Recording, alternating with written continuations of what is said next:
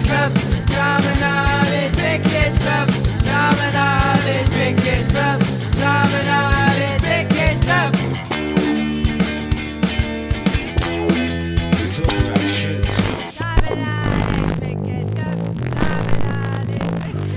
Hello and welcome back to Tom and Ollie's Big Kids Club. As you can say, it's been a while. It's been a while. And how are you, Tom? I'm really good. I'm in my naughty boys room. I was saying earlier, you look like you're in a retirement home. You've got your net curtains next to you, and you're sitting in your little chair. I'm convalescing. Thinking about your years that have gone. They've gone. The years have gone. Yeah, it's quite nice here, to be fair. Like, we have like a nurse who comes out and like gives dad. you No. I don't live with my dad. He lives with me. No, I'm in a retirement home. They bring us orange juice, and there's a nurse who comes round and gives us like medication. I've had 2 pills today, so I've had my uppers. I'm on my downers now. The red pill or the blue pill? Both pills and their suppositories. Have you? It's probably safe to say it's been a year for everyone out there, but for yourself included. It's been alright, yeah. I'm starting working again properly now. I've quit the studio. For those of you who didn't know, Tom used to work like in a rehearsal recording studio kind of. It sounds a lot more glamorous than it is. I was basically a tuck shop monitor. Kids coming in for their pick and mix and stuff like that after on the school run. Like, if anyone ever works at a recording studio or rehearsal studio and they say that to you, what they mean is they serve you pasties in a microwave. So the optimum time for a pasty is 40 seconds in the microwave. Yeah. It can differ from microwave to microwave. I'm picturing that scene from California Man. Squeeze the juice. And it's like, what is it? Extra hot on the outside, super cool on the inside, pocket. or whatever. I can't remember. I'll put a clip in of the scene. Yeah, so we were probably a bit rusty because it's been almost a year since we've last done this, I think. So, you all right? Sorry, I've just had someone someone from work. I'll be free in an hour, I'll tell them. An hour. If that's cool, mate. Sorry. It's all right. Sweet. So yeah, you've quit the record, the record. I've quit the studio. That needed to stop because I've been there for 5 years. I was driving myself a little bit insane being there. I had loads of other stuff going on. Me and my wife, we've got some things going on. She's currently over in Bromsgrove, bless her. She's doing really well. She's opening a new place over there, and our lease came up on our house, so we both had to find somewhere to live because we couldn't find somewhere quick enough to move into, and there are a few other things going on as well. So I'm back at my dad's, which is really good actually because it's allowing me to work freely and do some other bits and pieces. It's good. Cash. So what are you working on at the moment then? So I'm working on, there was an exhibition called Loop, which was held at the East Side Galleries, and it was like part of the, what would you call it, like a dance festival that was going on in Birmingham.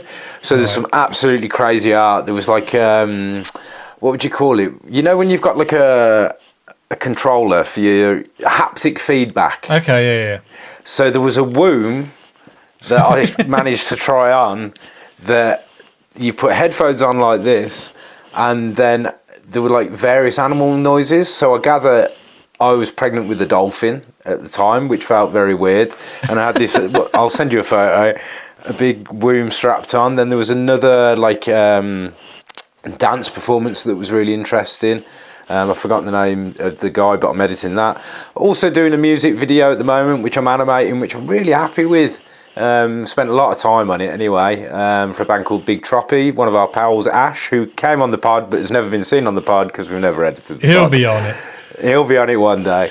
Then what else am I doing? I filmed a festival and interviewed a load of people who played at the festival, which was called Bobo, which was really good. It was really interesting. It was like my friend Ben, he puts on a show every year. He used to be in a band called Morgorgy, lovely name for a band. And he puts on a show every year for his guitar students, and there's another chap who tutors who puts on this show, and they put on a festival. So like after you've done your year of being tutored, instead of just getting a grade, you actually play on like a stage, like at a festival. It's nuts. Yeah, I used to do videos for I forgot what the name of the college was. It was a music college in Birmingham, and they were like next to Sound Control. Yeah, and they used to put on gigs at the Academy 3. Oh, okay. For like the end of year gigs. And I remember, do you remember Blaze Bailey? Who like took over, he took over like singing duties on Maiden for a bit. And he was like one of their like tutors. I think he mentored like the metal bands and stuff like that kind of went to this college. And when I was filming the one night, I heard Blaze Bailey was there. I was like, oh, I want to meet Blaze Bailey. Where's Blaze Bailey? To Dan, who ran the college. He said, "Is that guy over there, the one wearing the Blaze Bailey t-shirt?" He's wearing his own t-shirt. Yeah. And like, to be fair, Iron Maiden were one of the only bands who could get away with wearing like their own t-shirts. Because the art was cool. I think Blaze Bailey, because he wasn't like I know he was a full member, but let's face it, you didn't sing on some of the best albums. No. Like, did he one or two? I think he did. He didn't do many. It's like the guy who took over Phil Collins on Genesis. Like, no one. Who is he? I have forgotten his name, but the album was like called Calling All Stations, and it wasn't very good. Yeah. So you've forgotten his name, and the only reason I remember Blaze Bailey's name is because Rich Bit Studios had a massive Blaze Bailey poster in the place. Here you go, another tuck shop. In the tuck shop in Rich Bitch, there was like a Blaze Bailey poster just as you walked under it. And you got your pasties ordered. And snakes. I used to love going to that place. Rabana's was the worst though. Like, did you ever go to any of his parties? They were like the most debaucherous things. Things I can't even talk about. Yeah. Well, a lot of that goes on at recording studios and rehearsal studios, doesn't it? Well, I mean, like the one where you work at before Ad took over. I think they shot pornos and stuff like that in there, didn't they? Well, not while I was there, but yeah, there was... I think there's a story that someone told me once that there was like a performer, let's say, a man, like I can't remember his name, and I probably shouldn't mention his name, but he's they're doing it in the alleyway at the back of Mother's. Anyway, he's turned round to one of the people who work for Mother's and said, "Where do you want me to put this?" And in his hands, he's got a dead pigeon. Like the corpse of a dead pigeon. So in the middle of like doing his business, doing his day job, he's picked up a dead pigeon, and like the guy who's there, who works for Mother's, just goes, "Well, just throw it in the corner." So can you imagine? And he's naked. Did I say he was naked? I'm confused. Because I know there's that like side alleyway. Yeah, that's where just it was. Full of, they were having sex in that side alleyway. Yeah, with all the dead pigeons. Grim. Like, I did some photos for a film that I was doing in there, just kind of got stairwell and stuff like that. And it's just covered in bird shit and dead birds everywhere. That's grim. It is grim, isn't it? Oh, wow. But anyway, I'm glad you're on to greener pastures with your film endeavours. So that's cool. I'm preferring working just for myself. The only thing is you've got to make sure the clients pay you, haven't you? Yeah. Got to keep on them, yeah. Yeah, that's the only thing. But apart from that, I absolutely love it. I wake up 6 a.m, get up, get at it, and then I'm like in bed at 9 o'clock. It's quite nice, to be honest. Well, so what have you been doing? What are you working on, dude?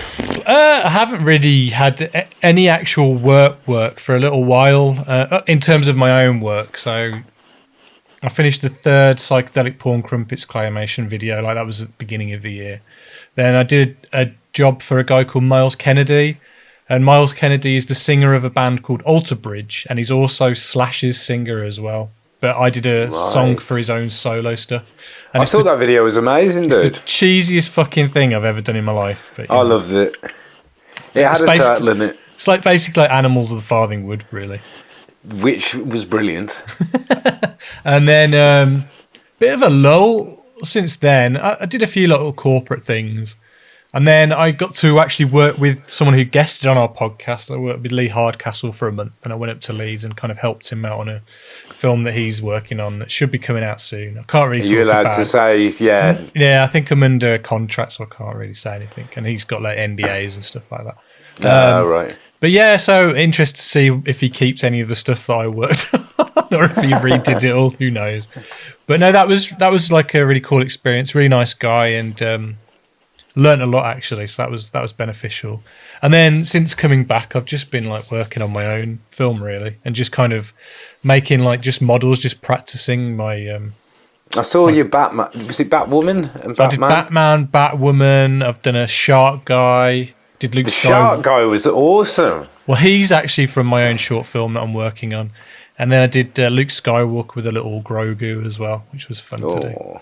Little Grogu. Grogu. Oh yeah, we haven't actually talked like about anything. Have you finished it now? Oh yeah, I watched I watched the last episode when it aired because we got Disney Plus. So I don't know why I'm pointing over there. I don't know why I'm pointing. It's over there. Mando's over that way. Did we talk about it though? I don't think so. We may have done, but I think we recorded one earlier this year, and we were both just miserable fucks. So we chose not to release it. I tell you what, Ollie, nothing much has changed my end. What did you think anyway of how it all wrapped up then, The Mandalorian? I thought it was fantastic, to be honest. I thought it was better than I was expecting. I also thought Luke looked really good, but I had a look at, like I was reading a thing about the guy who actually played Luke, who had his... Yeah, his face... He looks like him anyway. Yeah, I mean... If you go on Disney Plus, they've got these things called the Star Wars Gallery, and it's like the making of... I've watched a few, yeah. And there's a new one out that came out in August, I think, and it's about the making of that episode. And, you know, how they... Like, basically, like, they had Mark Hamill on set in the costume, but he looks like a 70-year-old man doing all the mannerism stuff, so it looks a bit awkward. And so everything in that film, none of it is of Mark Hamill. Like nothing. It's even his speech is all taken from Star Wars audiobooks that he's recorded over the last 20 years, and they've like synthesized and programmed all of his audio into a computer, and it's like an AI voice that's coming out. That's why it sounds a bit awkward. It's all based on old recordings and old interviews they've done of like, this algorithm that's kind of all put it together. What are your views on that then? So like we're getting to a point now with technology where you can actually do that. Obviously, like with the facial, what would you call it? Well, I think they hired. Well, it's called deep fake, isn't it, or something? Deep fake. That's but I think Disney were trying to use their own version because I think deep fake may look good for like a short scene, but if you're doing like a whole sequence now, I don't know whether it can maintain. Like if you like, there's this thing on the internet called the Corridor Crew. I don't know if you've ever seen it on YouTube. I love it. It's great. So like my friend good. Scott was on it. He was on like on a martial arts one because he's like this martial arts actor and stuff. And he was on those. But the Corridor Crew is great. So if anybody's interested in like special effects stuff, these guys, they kind of look at special effects scenes and break it down. And sometimes they recreate them themselves. And they recreated their own Mandalorian, didn't they? Like with a deep fake Luke Skywalker. Have you seen the Tom Cruise one? Yeah, that was quite good. Apart from the eyes sometimes kind of blip out Terrifying. of place. And then they did one where they deep faked Will Smith. And then you realise it actually is it's Will Smith under the deep fake. Because he did that film called The Gemini Man, which I haven't seen. Yeah. Where it's current day Will Smith. Two of him. Yeah, so it's like 50-year-old Will Smith versus Fresh Prince of Bel-Air era Will Smith. And they actually if it was actually the character from Fresh Prince of Bel-Air, I'd probably like that movie. I haven't seen it, but from what I've seen, the effects look flawless. Though it's like it's getting to the point where like they'll be able to bring anyone back.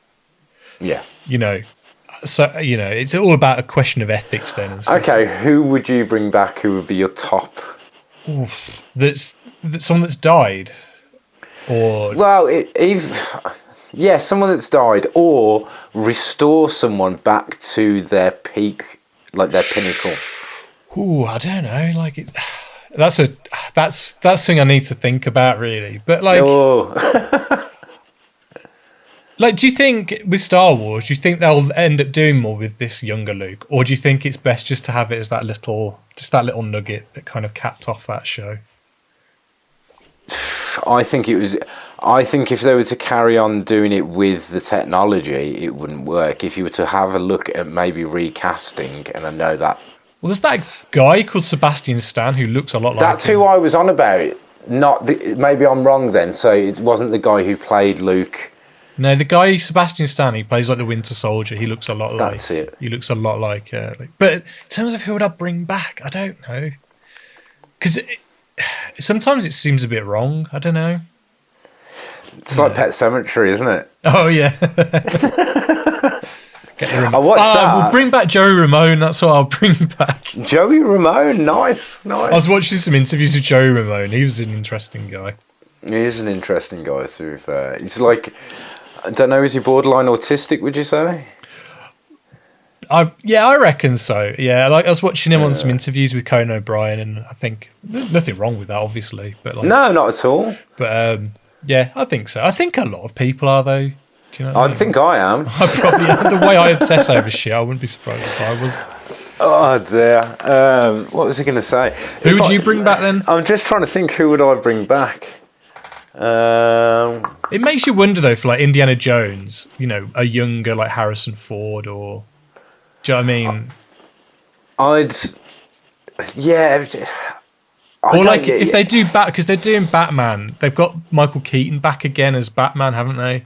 I wonder if they're going to like de-age. I was going to ask you about that. So how are they doing that? What like season of his life is he in? What? Well, that's what I'm wondering. So obviously it's a continuation of the Tim Burton world, but it's the Flash. I mean, it's supposed to be the Flash film, but all everyone talks about is fucking Batman. Because no one gives a shit about the Flash. You've got Ben Affleck Batman in it. Then you've got Michael Keaton Batman. So I don't know if they're going to de-age him or if he's meant to be a 70-year-old one or what. I don't know what they're doing with it, but it's interesting. Yeah. And then also next year as well, you've got The Batman with Robert Pattinson. So there's so much Batman stuff coming. Don't like the look of that. I'd have to disagree. I love it. I think he looks awesome. So. I think it looks like it's going to go down the same road as oh god, what was the one I just watched? And I thought it was okay. It was like a bit of a laugh. Oh god, what was it called? Where Thingy played the Joker? Justice League. Yeah, it looks a bit Justice League to me. I don't know. I've got more faith in Matt Reeves. I think he's a good filmmaker. Like I really liked his Dawn of the Planet of the Apes and his remake of. Oh, is that him? Yeah, and he remade Let the Right One In. I think it's called Let Me In. So I've got a lot of, and it seems like Warner Brothers have got a lot of faith because they're not only doing that, they're doing 2 spin-off shows. So they're doing one on the Gotham PD with the guy who's playing Gordon in it as well as like the lead character. And there was a comic book series years ago called Gotham City PD, which was awesome, and it was more about the police department taking on villains, how they react around these kind of crazy villains. And Batman was just in it, kind of in the periphery and the background and stuff like that. And then they're also doing like a show based on the Penguin, played by Colin Farrell. So fuck that! He's the ruiner of the films, dude. I like Colin Farrell. Oh mate, I wish he was dead. I'll bring him back in CGI then. No, fuck that. I'll kill him in CGI. I'll get my CGI gun, put it to his head, and blast his honestly, dude, head off. Like In Bruges is a great film. Have you seen? It's him. Killing of a Sacred Deer is brilliant. Tell you what, he's really good in that Harry Potter one, the one afterwards. He's brilliant in that. He actually should have been. He should have been the Grindelwald character, I think. But anyway, let's move on from. No. He's also brilliant in. Wait there. Oh god, I'm just going to list these fucking films. No, I won't. Miami Vice. There's another cracker. Let's list Colin Farrell films. I'm trying to remember the film where he just completely ruined it for me. It doesn't. I think all of them. Just his face. Have you watched any of the films recently, or I'll let you enjoy that juice. Sorry, Where's the juice? There's the juice. I really enjoyed. I'm saying I really enjoyed The Many Saints of Newark. Oh, is that the Sopranos film? Yeah, man. So I went to go and see it because, like, me and my dad, I was brought up on The Sopranos. Like, we went to New York, and it's fucking amazing. But yeah, I watched it, and I'm very interested to see what you think. And I know it was streamed on HBO as well as going into the cinemas, but it seemed like a straight-to-TV movie for me. It was nice to revisit some characters. I don't want to be spoiler heavy, and it was nice to hear. So you see some younger iterations of the characters then? Yeah. On the show. Cool. Yeah. But it's mainly based around, there's a guy called Hollywood Moltisanti in it who's played by Goodfellas. Ray Liotta, who plays... Oh, it's going to spoil yeah, don't say anything. I'm going to sail the high seas and have a look for it, I think. Yeah. Honestly, like, have a little watch of it and see what you think. They got some of the older characters really, really right, and there was one that I thought they got really, really wrong. But they don't play an integral part in it, to be honest. How's James Gandolfini's son, then? Is he good? I think he plays it really well, and everything's understated in this. It's not as, like, laugh out loud funny as... like, because you have that comedy element to The Sopranos, whereas with this one, it's quite... They've tried to do it very seriously, and it's about the riots, like the race riots in Newark or New York at that time. I don't know. For me, like, The Sopranos will always be that box. Do you know what I mean? And it will always be James Gandolfini. And I know this is a prequel, but, like, there's such a hole where he's not there, and his son does an amazing part, but still, you want that grown-up, growling, horrible, narcissistic, like, beast of a man that is James Gandolfini playing Tony Soprano. Well, I remember that show being quite funny as well, though. There so many funny bits in that show. There were two bits that made me laugh out loud. Why am I saying laugh out loud? That made me laugh out loud in the film. Lol, mega lol. Cut that out. And both of them were just callbacks to the show. Do you know what I mean? Right, and it was like, I won't spoil it for you, but you'll know straight away. And they're the same thing twice. That made me laugh. So you'll spot them straight away.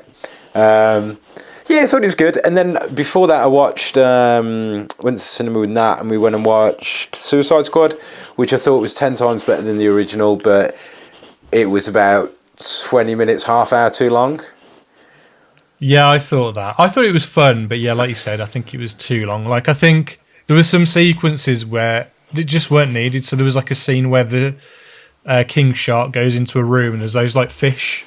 Yes. And you're like thinking, well, if that amounted to anything, fine, but it didn't really. It was just kind of like... I was expecting, like, I don't know, like the man from Atlantis or something, or Seaman. Aquaman. Seaman, dude. Seaman. To come up to the glass and just like... Yeah, I knew that was going nowhere as well. It's weird, isn't it? Because it looked really cool, but it was like, this is serving no narrative purpose, and it's like... It's just a bit out of place. It's that what's that foot term? Cut your lovelies. So even if it's a scene that you love, sometimes it just doesn't necessarily work. I'm not saying it's a bad scene. It's fine. Yeah, but it just kind of slows it down a bit. And also, like, though, I think Idris Elba's character was pretty much Will Smith's character from the original. Oh, and like down 100%. To the down to the daughter and everything. And it was literally they just changed his name. That was it. And Yeah. And who was it in the other one? Deadeye? No, he's Deadshot. Deadshot, sorry. Not Deadeye. And like, it felt to me as well that Harley Quinn, I reckon they wrote two scripts, one where she was in it and one where she wasn't. And that's why she's kind of very separate for a lot of it. And she has that weird kind of relation with that guy who wants to marry her straight away. Spoilers. And then, you know, she kills him straight away and stuff like that. I liked the start. I thought that was really good. Like when they rock up on the beach. Oh, yeah, with like the kind of fake out kind of stuff. Yeah, I thought that was really good. And I thought, whoa, because it was like gore heavy and quite brutal. Yeah. The guy, the detachable kid or whatever, and his arms come off. Yeah.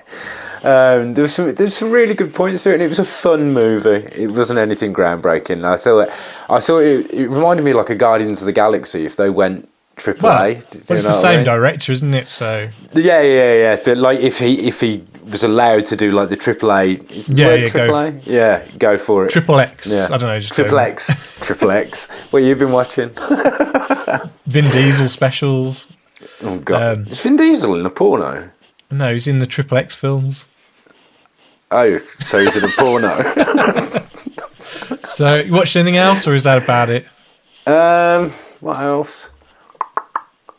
Been reading. What have you read? What have I read? I've read The Plague by Albert Camus, which was quite interesting. What's that about? It's about a plague. No, it's pretty. Let's not do reading. Let's do. So the other films I've watched. What else have I watched? Do you know what? I think I've watched 2 films in the last year. How mad's that? I don't think I've literally not been watching anything. How about you? You've got. Well, I'll tell you what. I've got a good recommendation for you, and it's on Amazon Prime. Oh, okay. And it's called The Green Knight. Ooh! It's such an awesome film. It's directed by, is it David Lowery? I think his name. Hang on, let me just bring up the information. Did we talk about Psycho Gorman? We may have done, but this film basically, it's set in King Arthur. It's King Arthur and the Knights of the Round Table, and there's this young knight called Sir Gawain who's played by Dev Patel, and he wants to become a knight or whatever. And on Christmas Day, he's sitting on the round table with King Arthur, and this guy comes in. He's kind of like got a tree. Like his face is like a tree. It's like bark and everything like that. And he's kind of like a very elemental kind of. He's called the Green Knight, so he's like an elemental knight. And he basically says, "I challenge one of you to kind of inflict a blow upon me. So if it's a cut or a beheading, whatever, in a year's time, you have to seek me out, and I will do to you what you do to me." So Dev Patel takes on this challenge and cuts the head off this Green Knight, who doesn't die. He picks up his own head and walks away. I mean, that's not giving anything away. It's in the trailer. And then following that is then a year later, he goes on a quest to meet the Green Knight, to kind of essentially meet his death. But it's really cool. Like there's lots of fantasy elements in it and stuff like that, but it's done in a very kind of, I'd say, modern, but also kind of arty, and I don't know. I think you'll really like it, like the compositions of the shots, and even like thinking how they do the effects and stuff. I think you'd really like it. And the lighting is amazing. Okay, like it shows how they do lots of special effects that are really just lighting and like backlighting and stuff like that. It's really cool. I think you'll really dig it. Okay, so it's called The Green Knight. Yeah, it's on the cinema as well. I wish I saw it on cinema. I was going to go and see it on the cinema yesterday, but I've literally got no petrol. Because don't, man. Like no one's got petrol at the moment, and people are being dickheads. Like it's gridlocked on the roads, like by me. It's stupid. Someone was telling me people are like going around and like, I don't know if they've got £7 worth of, like, only a little bit down, they're filling their cars up with £7 worth of petrol just to make sure it's full. It's just fucking weird. What's going to happen next, Ollie? That's what I want to know. Oh, what's the next shitter to happen? I don't know. Yeah. Well, I'll tell you what. We have got it pretty easy. What do you mean? I suppose we've had COVID. Yeah. They had, like, people in the past had the Black Death. Yeah, that's true, yeah. Do you know what I mean? Like, that wasn't the sniffles. No, I don't mean that. But, like, I suppose, like, it's all relative, isn't it? And a bit of petrol shortage and just helping the environment. It's not the end of the world. But the only thing it sucks is for people who are, like, key workers, who are, like, nurses who have to travel to people's houses and stuff like that. And, I was discussing that with someone. Surely you would have thought that this amazing government of ours would have thought of having, like, a stockpile of petrol for key workers and having their own pumps, like way before any of this happened. Well, you could say a lot of things about the government and what they should be doing, but they're not going to. They wouldn't have thought about it anyway. What else have I watched? So I do my other podcast with my friend Liam called Adjust Your Tracking. So we've been watching loads of films on that. We're still doing that. So recently I watched Ran, which is the Akira Kurosawa film.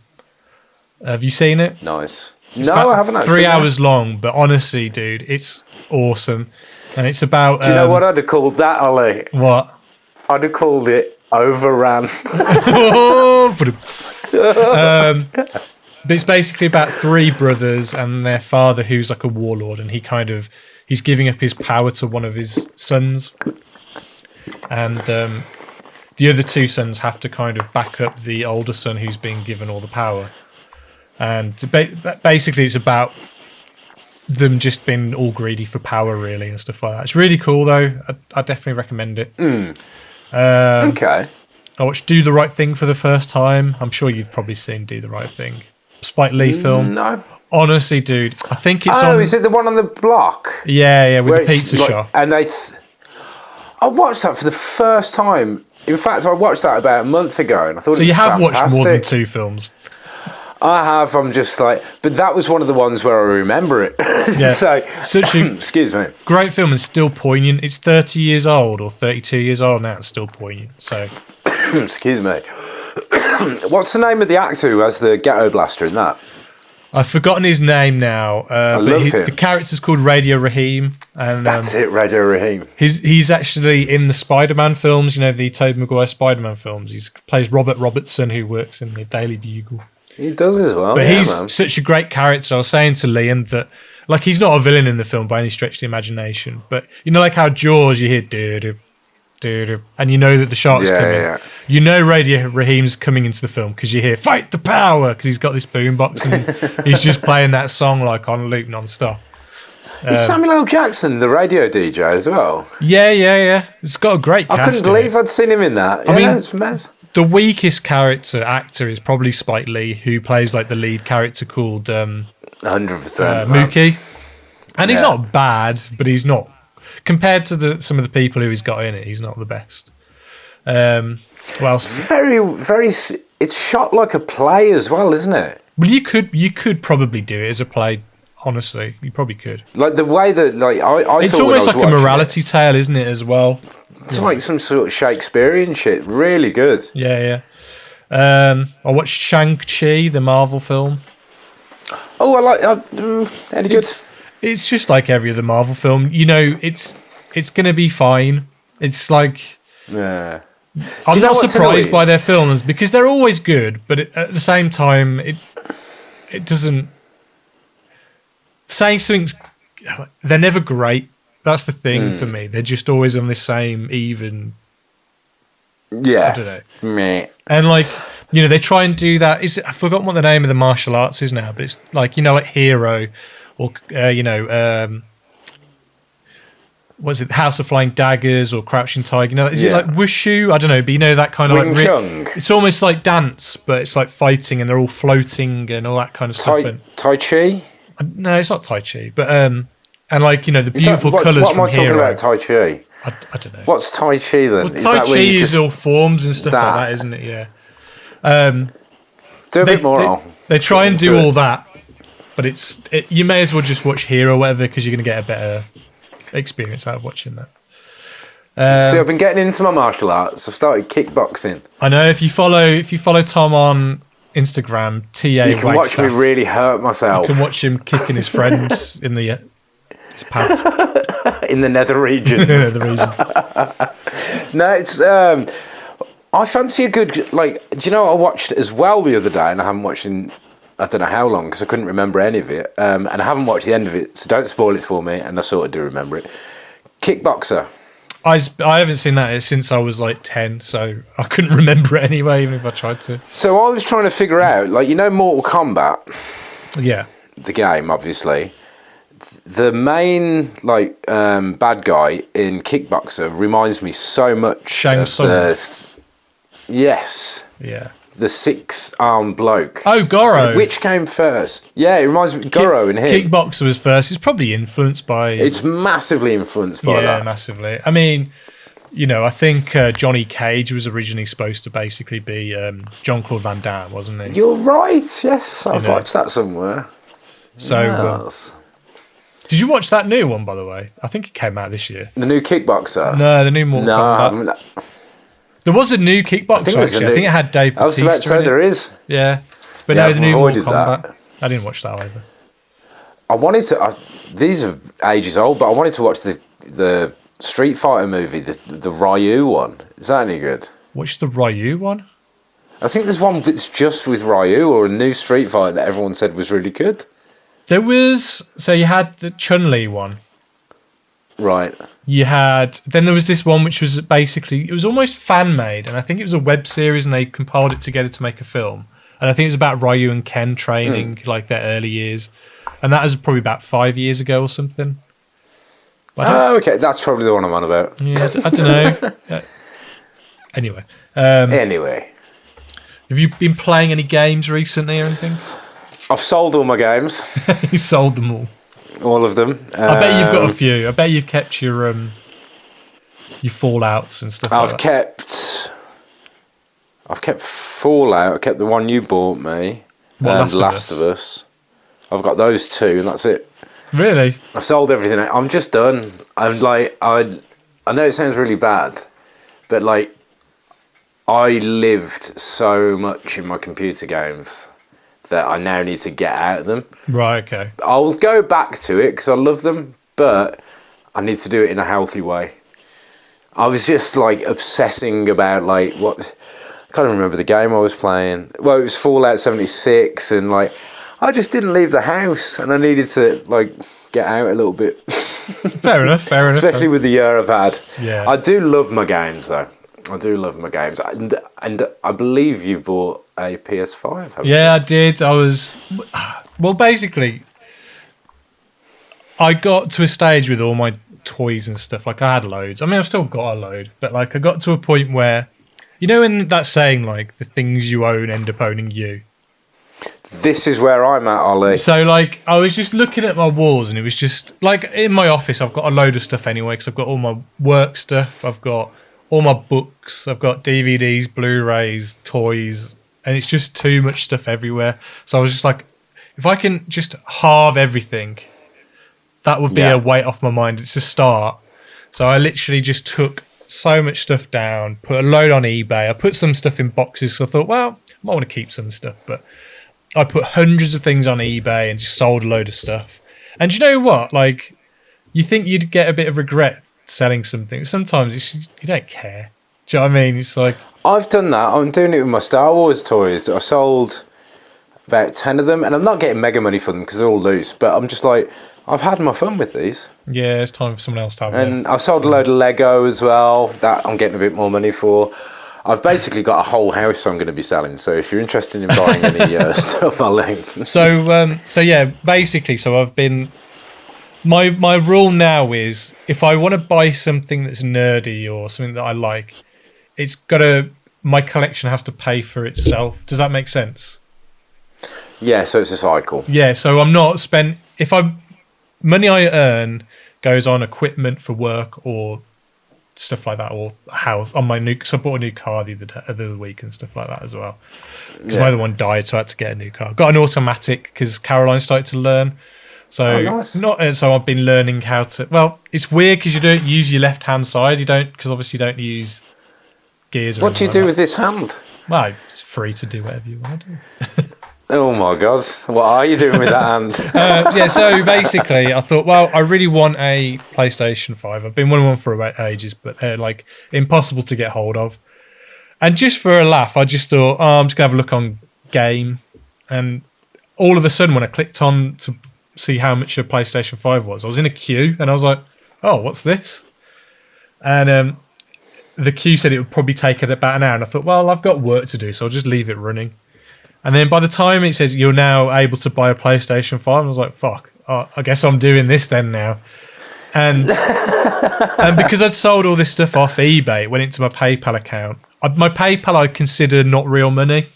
I know that's probably I can see that. Really bad. Yeah. But because it was all my old comics and toys that I'd sold, I didn't really feel bad about buying the PlayStation. Do you know what I mean? So, but like, at least that's not just going to stay on a shelf. You're going to enjoy that. Yeah, so I mean, I've already started to play it. Like, I dug out God of War because I didn't complete that when I had it on the PlayStation 4. And I didn't complete that, and I've sold it. but I've well, you can borrow it off me after I finish. But Nice. I've really gotten into it now. Like, I think when I first started to play, I got to this part where you fight. Just this guy starts attacking you outside your house. It's like right at the beginning. And it's like this massive fight you have with him, and like mountains get destroyed and stuff like that. And I finally just thought, fuck it, I'm going to play it now. And I'm halfway through it now. And I'm really enjoying it. But like you said, like I don't play video games a lot. I'll probably play about 3-4 hours a week max. Me and Caroline play Tony Hawk's together because that's something. At least we're doing something together and we're enjoying it. But that's about it, really. But, it's nice she plays Tony Hawk. But I always get like, if I'm playing a video game, I think, well, I could be doing something productive. Like I get guilt no matter like whenever I play a video game.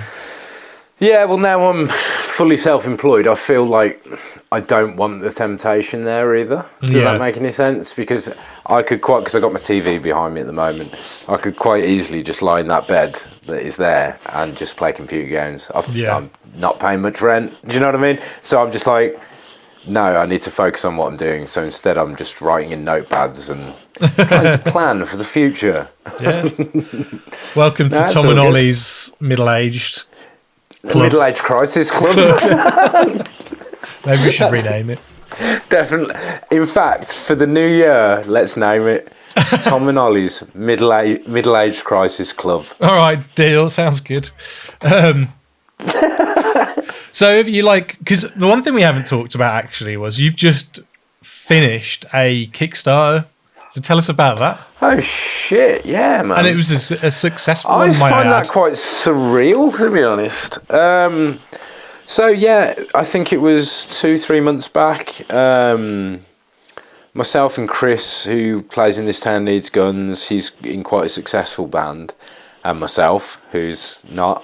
And we've been writing this album. But you were in a band together called Knives, weren't you? Yeah, man. Absolutely loved that band. Like, I'd say that was the point for me where music mattered the most. So I wrote all these songs, sent them to Chris. Chris really liked them. He helped me compose them, and we got them together, and we were like, this is actually really, really good. And we were like, we should do something with this. So we were thinking about sending it to labels, but because of like COVID and everything, the ones that we were going to send it to haven't got the time to help us or put it out, or etc. etc. And we were like, should we just try and do a Kickstarter? Now I initially was like, yeah, but if I do this and we don't do it, I'm just going to look a massive prat. Do you know what I mean? I felt, because with Kickstarter you either get everything or you get nothing. Yeah. And I was just like, I was really worried. But we decided to put it out, and we did a few little videos, and I did some really alien talking to camera videos, explaining the record, this, that, and the other. And lo and behold, a month went by, and we hit the total and overwent it by £200. And we asked for 5,000. So we were just like, that's incredible. So currently I'm learning, because the songs are they're long and they're complex in some respects. They're simple, but like... I've heard some of them. You've sent me some of the demos, haven't you? Yeah, I've sent you some of the demos, man. They're pretty much... Thank you, man. But to now do them as a band, because basically if you were to do it as a live band, it would be, I think, the minimum of 5 people. So you'd need 3 guitarists, a bassist, and a drummer in order to pull that off live. Are you putting any vocals to it? Yeah. So I'll do the vocals, yeah. And I might have someone guest on a few of them. We've got some other artists who have said they might as well, because I'd like to put strings on there as well. Not go too far up our own arse on the first record, but basically it's quite an atmospheric and it's an epic. It's like people keep saying post-rock like sounding, but like it's a bit, I don't know, I don't want to go down that post-rock route, but there is reverb drenched guitars. I mean, it's a beautiful record. I mean, it was written over a period where my mum wasn't very well, and then she passed away, and it's about basically how life is a circle, and we're just lucky to have it, really. What I like about the demos, you can hear where, like, you know, where from Knives, because you're going to release it under Knives, yeah, or no, we're going to release it under Dead Bird, because is it Dead Bird? It is Dead Bird, yeah. But going from Knives and then even like False Grails and stuff, you can hear it all in there, but it's like the next thing from that. Do you know what I mean? It feels like the continuation, but the next evolution, and I think it's cool. It was 100%. It was the first time I'd ever just gone fuck it and not cared what anybody else thought and not cared like how it's going to be received. And I haven't done this since Knives, and just wrote something purely self-indulgent, and they're like 8-minute songs, and I'm noodling and just playing the guitar that I want to, and I'm really stoked with it. And Chris is a fantastic drummer and also an amazing composer as well. He does some electronic stuff under the name The Otter Years that you should check out. He's just got a new iMac as well, so he's just trying to get into the visual stuff, and he's killing it. So he's doing like stuff on Blender that's incredible. Oh wow! It's the one thing I need to kind of. I don't know about you, but like I notice a lot of animators or filmmakers or artists in general. If you don't know how to do something straight away, it's really frustrating. So like, if I start trying to learn Flash, I'm like, fuck it, because it annoys me because I can animate, but I don't know how to use this thing, and it's annoying because you have to learn its little nuances and stuff like that. And it's just like, it's so frustrating. That's why I like stop motion, because it's literally you've got your puppet, your camera, and you just take a picture. That's it. Yeah, 100%. But no, I really can't wait to hear that record, man. Hopefully we're going to record at the end of October, November. Like, we're trying to get that all sorted. Then I forgot to say this as well. When we got the Kickstarter money, it was originally to press the record.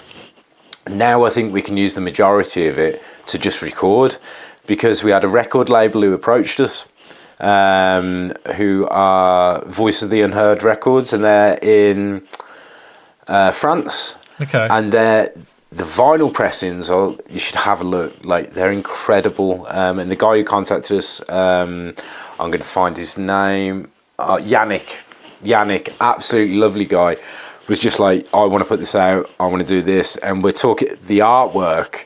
I'm so excited for, man. Who's doing that then? Well, we haven't even discussed who's doing it, but we know what we want. So it's like the way he's done his other records, like, they're works of art, man. Like, he takes such care in them. And yeah, to have it released through him on a limited run will be amazing. I'm really chuffed. Nice. So you've all, if you didn't back it, you've all missed out, because you got T-shirts. There was records. Did you do CDs, or was it just record only? You can do like an MP3 download code, but the thing is, we will have some of these vinyl left for sale after all the Kickstarter. You want a buffer. You want some extra, won't you? So there'll be some like some extra, but the people who pledge, there's going to be like some really nice stuff that goes in there, like I'm handwriting lyric sheets, if you can read my handwriting, and what else do we do? We're going to actually include like a leaflet that goes inside the records with the photos of everyone who contributed to the records as well. Oh, nice. So are you gonna play any shows or anything, do you think? Or so after we recorded, the first thing that we want to do is get a lineup set in place. So if anyone on here is an okay guitarist or bassist and actually has the time, because this is the problem, like going in, like I'm 36 on the 11th of this month. People our age don't have the time to put into a band.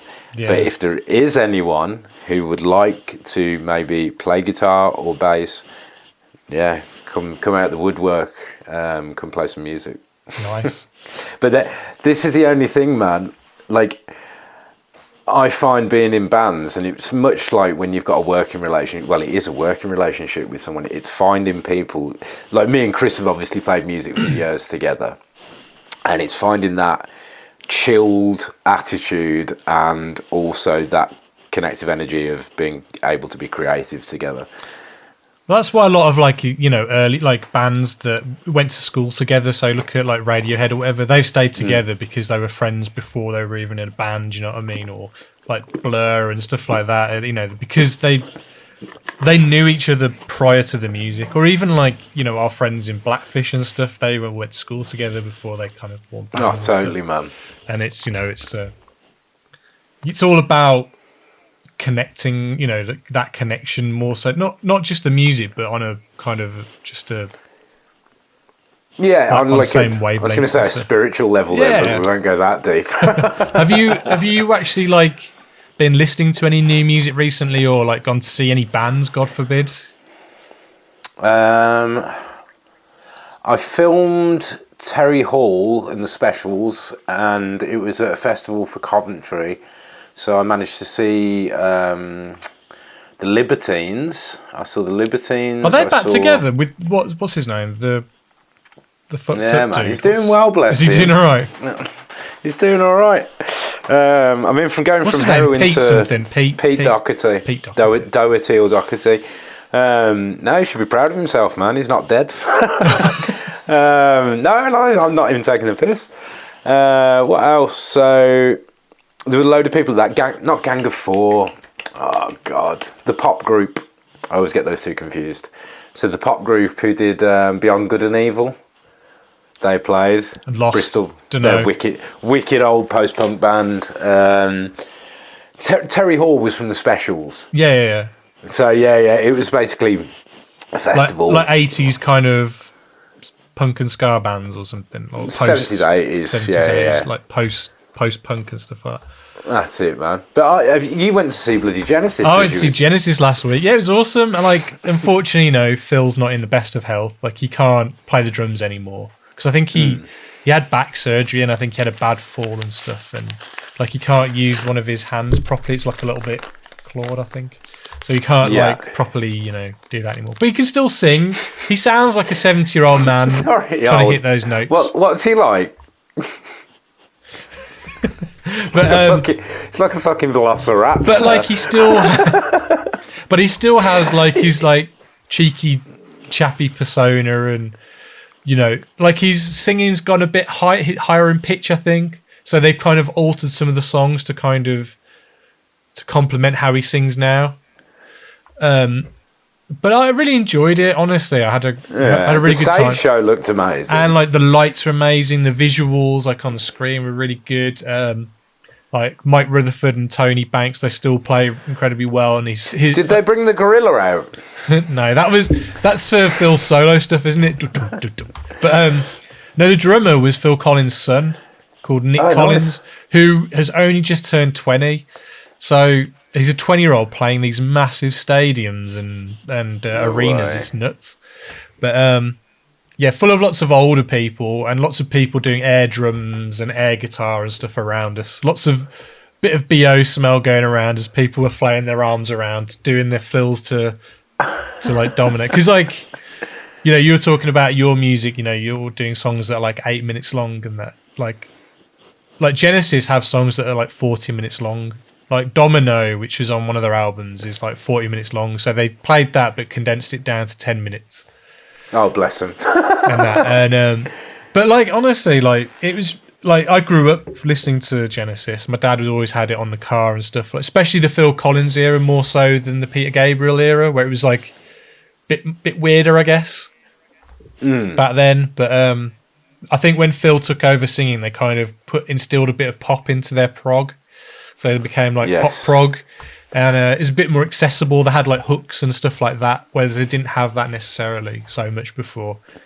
And but yeah, Caroline loved it as well, and it was just nice to actually just go out and see some live music, because I hadn't seen any live music since me and you went to see Slipknot. What was Bloody that? Hell, yeah, January last year. And the only reason why we went there is because we got backstage passes, and what a nightmare it was to try and get backstage when you've got a backstage pass. Bear in mind, here we go. This is what we had. Oh yeah. Do you remember how hard it was to try and get fucking backstage with a fucking backstage pass? Yeah, I do.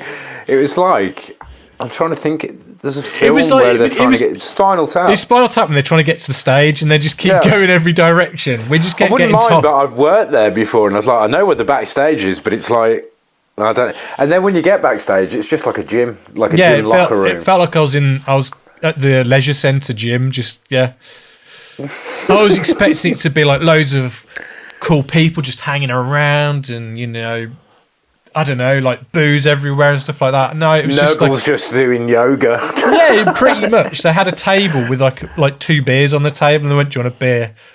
I guess it's this one then, because there's 2. Bottle of Jack? No. But I guess that's the thing, though. If you're going to do these arena tours, you've got to be on your A game. You cannot be. Oh yeah. You like. God knows how, like bands like Motley Crue, whether or not some of it was all a lie and stuff, and they just said it just to kind of. No, I think a lot of it was true, but I think you can only run on that for so long. It's like myself, like, well, I'll talk about it, but being in recovery, like that's you either end up doing that or you end up dead. Yeah, it's like it's 2 ways of doing it. It's like I was watching a tour thing with Blink-182, and it's nice to hear actually that Mark Hoppus is actually he's recovered, hasn't he, from his? Yes. So that's really cool. But I was watching a thing about them on tour and seeing like Travis Barker, like he just does exercise non-stop before he's like he doesn't drink, doesn't do anything. He just is like he's like a machine. It's like well, his drumming's fantastic as well. I'm not into the band that much, but like drumming's fantastic. Yeah. No, but it's like, you know what I mean. Once you get to that, as you said, once you get to that stadium level, it's no longer like, do you know what I mean, the club. It's like you are a machine. It's nuts. And I was watching, there's a really good documentary on Slipknot actually, and it goes back behind the scenes with I think it's Sid the DJ, and he's like, yeah, this is a bandage I have here, and then we're straight away when I come off stage, because they're like, you forget they're 15 years older than us or 10 years older than us. Probably, like they're probably near 50 than 40. Yeah, anyway. 50, I'd say 50 plus. And like, it's because they wear those masks. You don't see how old they are, so they just seem eternally that's young. Them now. Yeah. Those aren't masks. That's what's happened. But yeah, so we're going to hopefully try and do this a little bit more often, and get some guests back on, get some friends, because I was watching the wrestling one with Gary again the other day, and it's hilarious. That one is. I was pissing myself watching that. It's so funny, that one is. So I'm going to watch that tonight. And we've got the one from last year that we did with Yvette that I still haven't put up, that I think we recorded just after Thanksgiving in America, so we may as well put it up about Thanksgiving this year, so it feels like it's timely, and it's what we're talking about still makes sense. But anyway, it's good to talk to you, and I think we're meeting on Sunday at some point for the toy convention. Are you getting there for 8 o'clock? I'm getting there early, because I don't want to be around there where all the mouth breathers turn up at 10:30. No, the mouth breathers turn up at fucking 7:30 like we're going to. Yeah, true. We are mouth breathers, dude. We are. Right then, anyway, thanks for listening, and we'll catch you again soon. I'll see you later. Goodbye. Bye.